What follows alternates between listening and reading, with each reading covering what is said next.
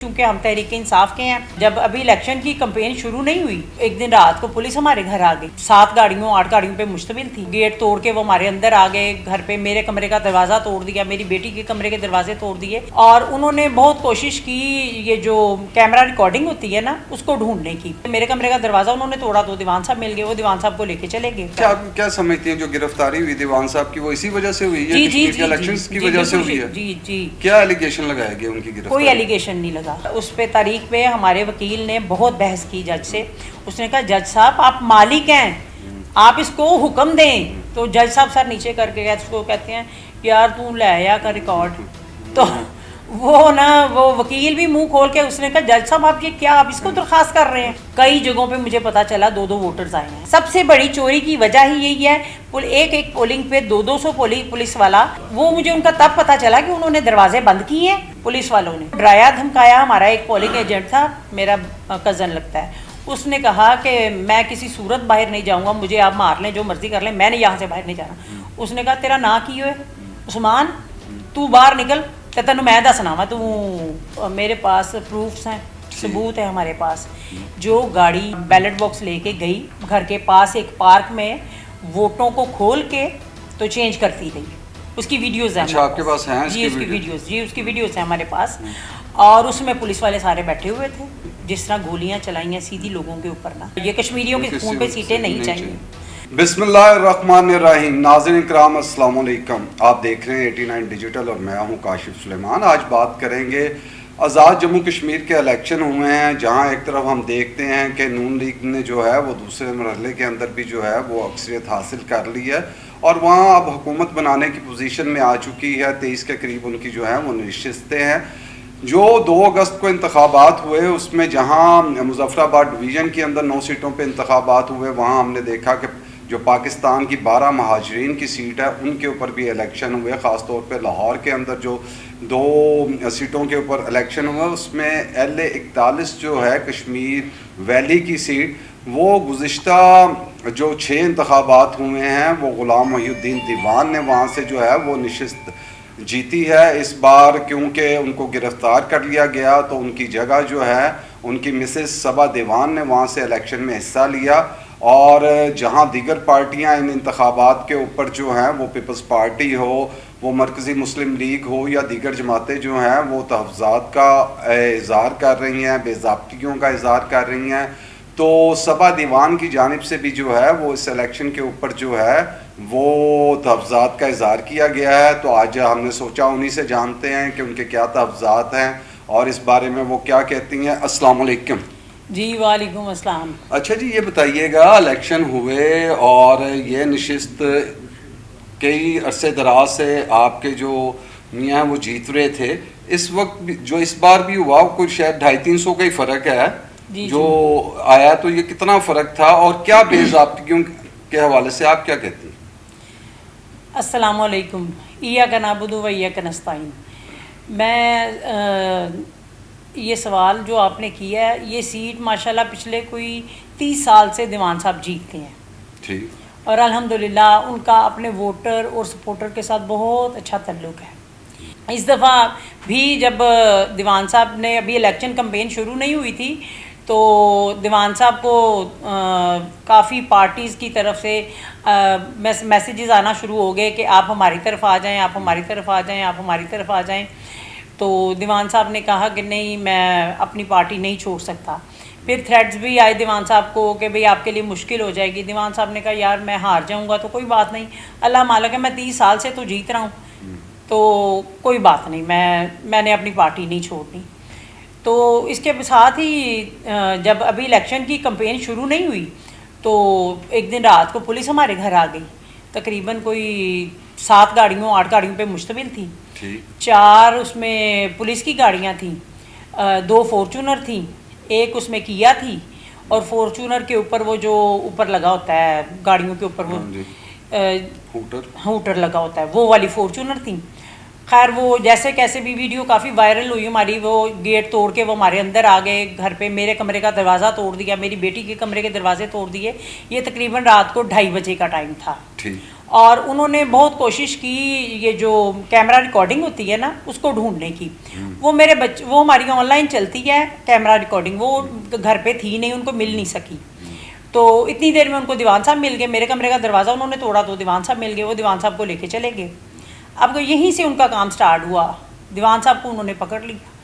पीछे मैं एक नहत्ती औरत थी, तो मेरा नून लीग से क्या मुकाबला है, मेरा नून लीग से कोई मुकाबला नहीं है। मगर फिर भी मेरे, शायद मैं ना ही इलेक्शन लड़ती, क्योंकि चूँकि हम तहरीक इंसाफ के हैं, हमारी पार्टी ने पूरा बाइकआउट किया था। तो दीवान साहब के पास जब मैं मुलाकात के लिए गई तो उन्होंने मुझे कहा कि नहीं, इलेक्शन नहीं हमने लड़ना, हमारी पार्टी ने पूरा बाइकआउट किया हुआ। तो दीवान साहब ने कहा मेरे कागज़ वापस ले लो और तुम अपने इसलिए रहने देना कि खुदा न खास्ता अगर पार्टी दोबारा शामिल हो गई तो तुम्हारे कागज़ अंदर होने चाहिए। तो दीवान साहब के कागज़ हमने वापस ले लिए। उसके बाद जब पार्टी ने तो खैर बाइकआउट ही रखा, मगर हमारे जो वोटर और सपोर्टर थे ना वो मेरे घर पे आ गए। आप यकीन करें, लिटरली उन्होंने मेरे पैरों को हाथ लगाए कि दीवान साहब से हमारा मैसेज, क्योंकि दीवान साहब से मुलाकात किसी की मुलाकात नहीं है। दीवान साहब से सिर्फ मैं और मेरा बेटा और मेरी बेटी, सिर्फ ये 3 बंदे मुलाकात कर सकते हैं। इसके अलावा दीवान साहब को से किसी को मिलने नहीं दिया जाता, इजाज़त नहीं है।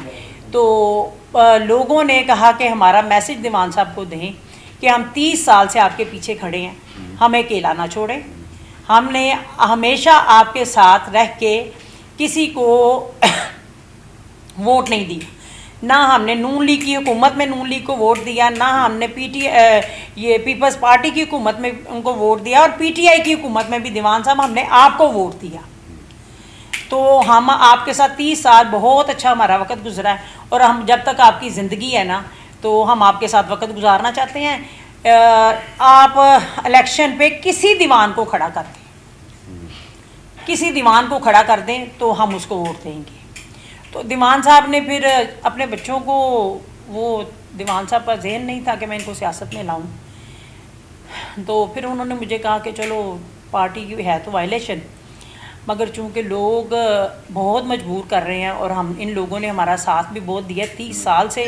जो अगर एक हमज़ा नाम का आदमी, अगर उसकी उम्र 30 साल हो गई, उसने हमें वोट डाला, तो अब वो 60 साल का है, 60 साल हो गए और वो हमें वोट डाल रहा है, तो हमें नहीं चाहिए कि हम उसको मायूस अच्छा, आप क्या समझती हैं जो गिरफ्तारी हुई दीवान साहब की, वो इसी वजह से हुई है, कश्मीर के इलेक्शंस की वजह से हुई है? जी जी। क्या एलिगेशन लगाया गया उनकी गिरफ्तारी? कोई एलिगेशन नहीं लगा, कोई एलिगेशन नहीं है दीवान साहब पे। गिरफ्तार किया उसके जी, मैं आपको बताती हूँ। शायद ये सुंदर थाने की पुलिस जो थी ना, वो आई दीवान साहब को लेके गई।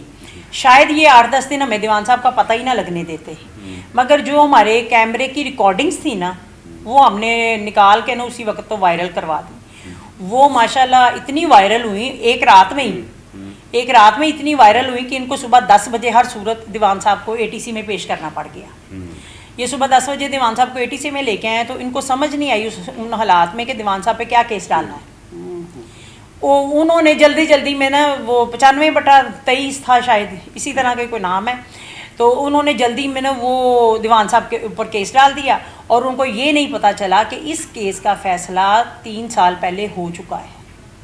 जो उनके ऊपर उन्होंने इल्जाम जो दफा लगाई उसके ऊपर उनका केस 3 साल पहले ही हो चुका है। जी, दीवान साहब उसमें शामिल नहीं है। ठीक हो। और जो बंदे उसमें शामिल है ना, उनकी उम्रें 30 से 40 साल है। दीवान साहब की उम्र इस वक्त माशाल्लाह 65 साल है। हाँ जी, तो दीवान साहब पे वो केस बनता ही नहीं था। अब वो उन्होंने केस बना दिया।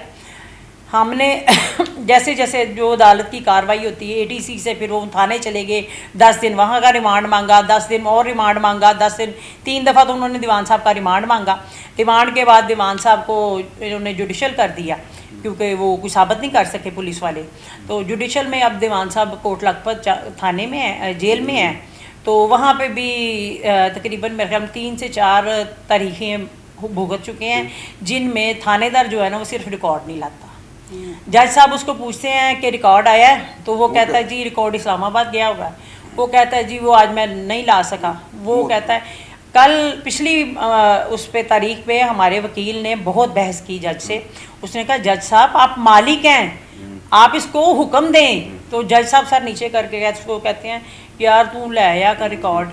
तो वो ना वो वकील भी मुंह खोल के उसने कहा जज साहब आप ये क्या, आप इसको दरखास्त कर रहे हैं, आप इसको हुक्म दें। तो उसका नतीजा, हमारे वकील के बोलने का नतीजा ये निकला कि जो दीवान साहब की यकम को तारीख थी वो 7:30 बजे के 8:30 बजे ही बाहर बोर्ड पे उन्होंने लिख के लगा दिया 7 तारीख। अच्छा, अगली डेट ना वकील को सुना ना बुलाया और लिख के लगा दिया। अच्छा, अब ये बताएं कि आप लोग तफजात का इजहार कर रहे हैं, जो इलेक्शन हुए हैं किस मरहले पे आप देखती हैं कि बेज़ाब्तगियाँ हुई?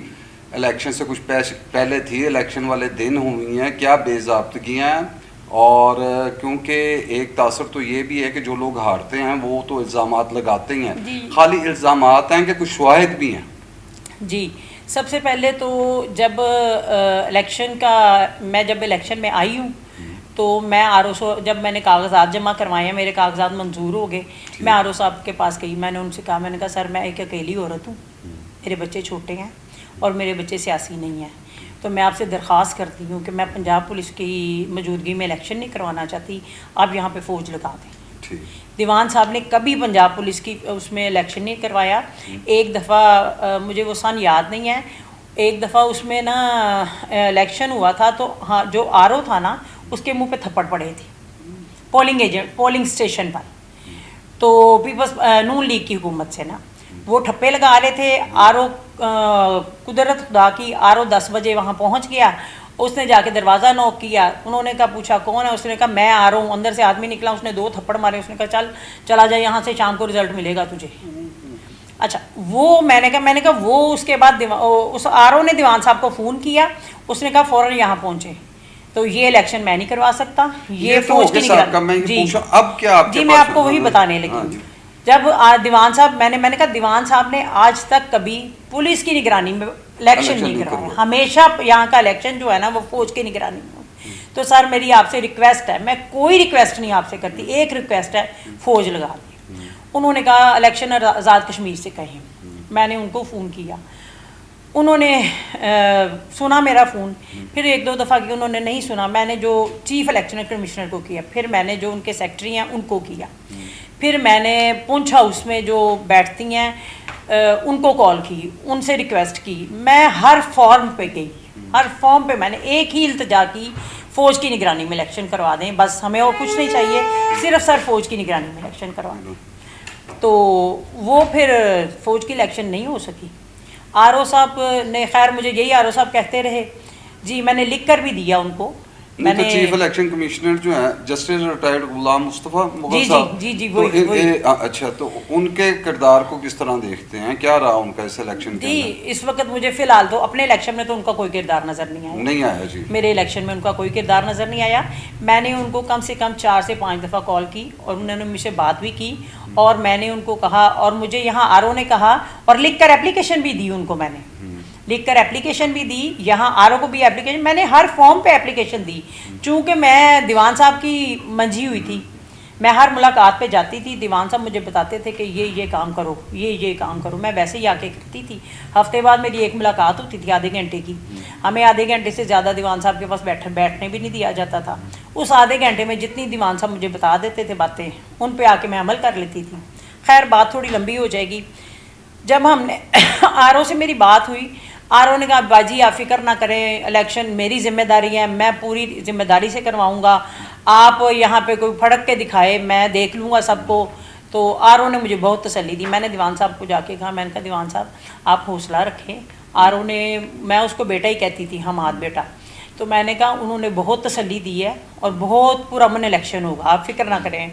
और फिर मैं मजाक भी उनसे करूँ, मैंने कहा आप ना इंशाल्लाह हमने जीत जाना है, तो ढोल वाले मैं पोलिंग स्टेशन उधर लेके आऊँ, थाने के घर पे रखें। तो वो कहने लगे कि आप ना अभी दुनिया से वाकिफ़ नहीं हैं, RO जैसे आपको बातें कर रहा है ना, RO ऐसे करेगा नहीं। खैर मुझे दीवान साहब की बात पे यकीन ना आया। मैंने कहा नहीं, RO जिस तरह हमसे बातें कर रहा है ना, ये ज़रूर हमारी वो साइड लेगा और RO पूरा अपना अमल किरदार दिखाएगा। उसने कहा आप मुझे जहाँ पे इलेक्शन वाले दिन कॉल करेंगी मैं वहाँ मौजूद हूँगा। खैर वो इलेक्शन का दिन आ गया, तो इलेक्शन में सुबह सबसे पहले तो पोलिंग एजेंट्स जो थे वो नहीं इन्होंने हमारे बैठने दिए। इन्होंने क्या किया, प्राइजाइडिंग ऑफिसर और बॉक्स ये अंदर कमरे में, और पोलिंग एजेंट्स बाहर वहाँ पे। तो मैं सबसे पहले जिस पोलिंग स्टेशन पे मोची दरवाजे गई हूँ, वहाँ पे जाके मेरी बहस कलामी हुई। मैंने कहा ये क्या तरीका है, ये तो ऐसे तो मैं पोलिंग नहीं होने दूंगी। डब्बे जहाँ होंगे वहाँ पोलिंग एजेंट बैठेंगे, जो रूल है। खैर वो उस वक्त उन्होंने बिठा दिए। फिर उसके बाद मैं गई मस्ती गेट, वहाँ पे भी उन्होंने ऐसे ही किया। फिर मेरे जाने के बाद मस्ती गेट वाले को दोबारा उन्होंने निकाल दिया।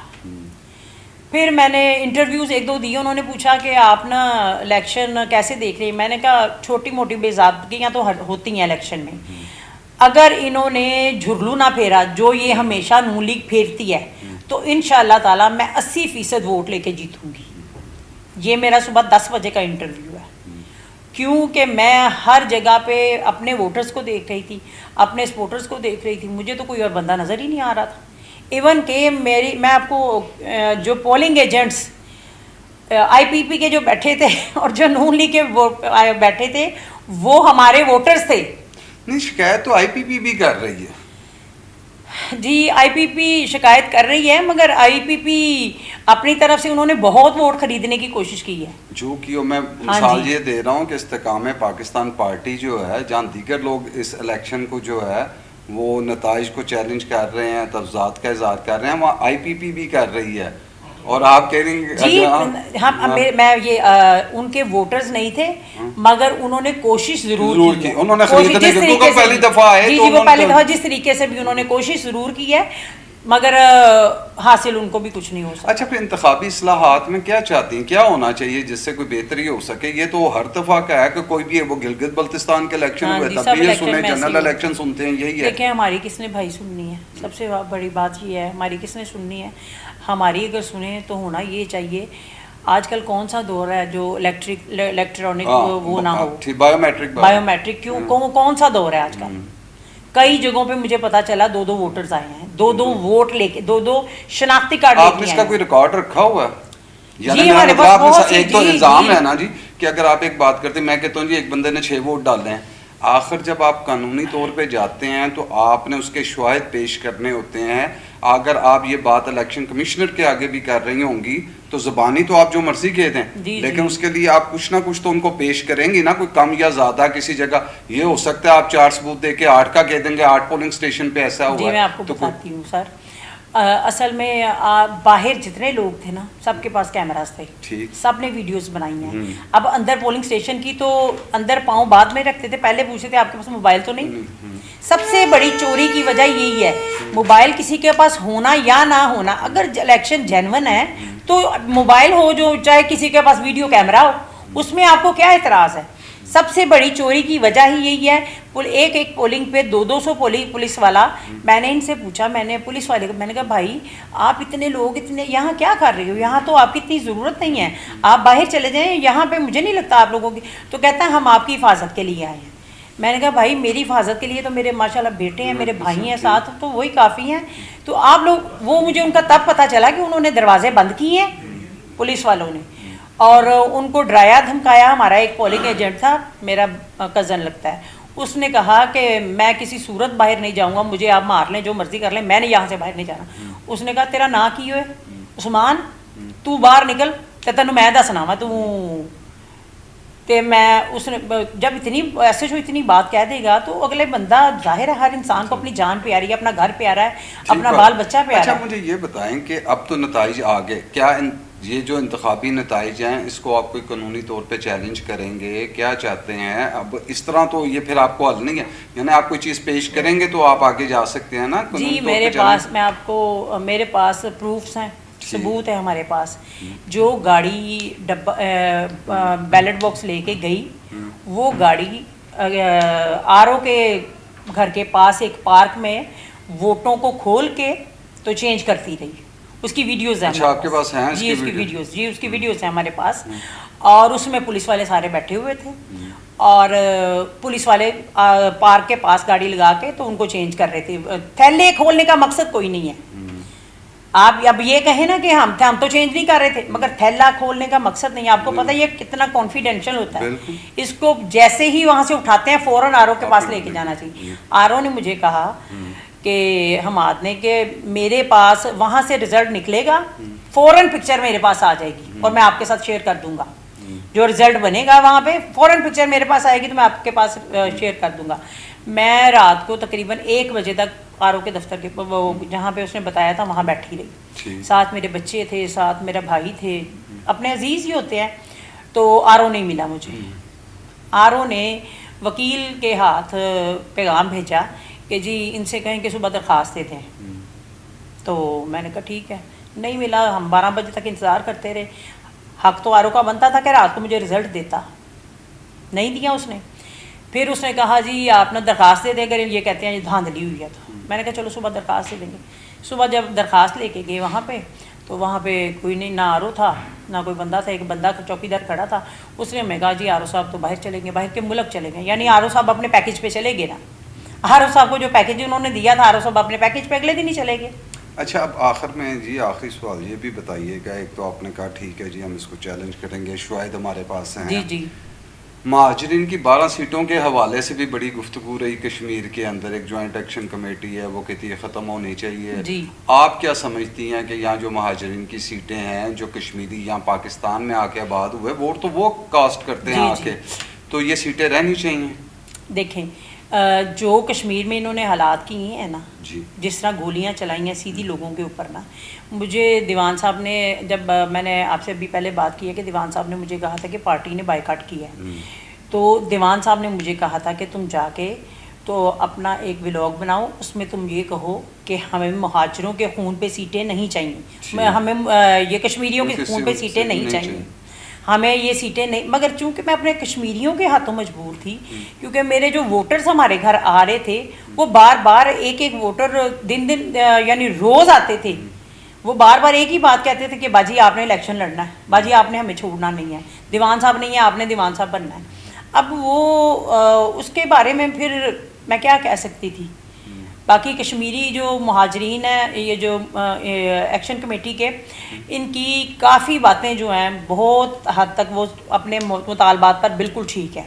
अच्छा, आप गवर्नमेंट को चाहिए था जी, मैं हाँ जी, गवर्नमेंट को चाहिए था कि उनके साथ बैठती, कुछ ना कुछ दे के उनको कुछ ना कुछ ले के अच्छे तरीके से बात करती। ये कोई तरीका नहीं था गोलियां चलाना, घरों से बाहर। वो कहते हैं जो तीसरा मरहला है वो ज़्यादा मुश्किल हो जाएगा वहाँ इलेक्शन कराना, क्योंकि वहाँ बैठे हैं पूंछ सेक्टर के अंदर रावला कोट, तो वहाँ पर तो ज़्यादा जो है इंतज़ामी तौर के ऊपर लॉ एंड ऑर्डर को मेंटेन करना ज़्यादा मुश्किल हो जाएगा आपके। अब देखिए, इन्होंने ये सबसे पहले जो 3 हिस्सों में इलेक्शन को बांटा है, कभी ज़िंदगी में हमने माशाल्लाह, इतनी उम्र मेरी भी हो गई है, दीवान साहब की भी हो गई, उससे पहले हम बचपन में अपने वालिदैन को देखते रहे हैं, कभी इस तरह की सूरत हाल। इन्होंने छोटा छोटा करके ना, जैसे किसी को काटते हैं ना जी, छोटा छोटा करके काटा इन्होंने। इसका क्या मकसद देखते हैं, क्यों किया गया 3 मराहल के अंदर? अपनी हुकूमत बनाने के लिए। अगर एक ही दिन होता तो ना नहीं बन सकती थी, किसी सूरत इनसे मैनेज नहीं होना था, इनसे मैनेज नहीं होना था, क्योंकि पुलिस वाले जो थे वो कहाँ कहाँ इन्होंने, अब एक पोलिंग स्टेशन पे अगर आप 1000, एक इलेक्शन पे अगर आप 2000 5000 पुलिस वाला लगा सकते हो, तो कहाँ कहाँ लगाओगे आप? ठीक हो गया, सीटें ज़्यादा हो जानी थी, इनके लिए मैनेज करना मुश्किल था। बहुत शुक्रिया, ये इन्होंने अपने लिए मैनेज की है। आपने सबा दीवान की गुफ्तगू सुनी। उन्होंने कहा जी ये जो इलेक्शन 3 मराहल के अंदर ही इसलिए कराया गया ताकि ये वहाँ पे हुकूमत बना सकें, क्योंकि एक ही दिन इंतखाबात होते तो उसको मैनेज करना इनके लिए मुश्किल होता। दूसरी उन्होंने बात की कि जो इलेक्शन कमिश्नर हैं उनके किरदार के हवाले से उन्होंने कहा बाकी बात करूँ ना करूँ, लेकिन मेरे हलके के हवाले से वो मुतमीन नहीं है। उन्होंने कई दफ़ा जो है उनसे रब्ता करने की कोशिश की और उनको बताया कि यहाँ पर जो है माजी के अंदर भी इंतखाबात जो हैं वो हम कहते रहे कि फ़ौज की निगरानी में होने चाहिए और धांधली जो है नहीं होनी चाहिए। उन्होंने कहा हमारे पास इस चीज़ के भी शवाहिद मौजूद हैं कि जो आरओज़ हैं वो थैले में से वोट निकाल के दूसरे में डाल रहे थे, और दीगर चीज़ों का भी उन्होंने कहा कि किसी आरओ का कि वो मुल्क से बाहर यानी छुट्टियों पे कहीं चला गया, तो जो पैकेज उनको मिलना था वो मिल गया। तो इसके साथ ही काशिफ सुलेमान को इजाज़त दीजिए। अल्लाह हाफ़िज़।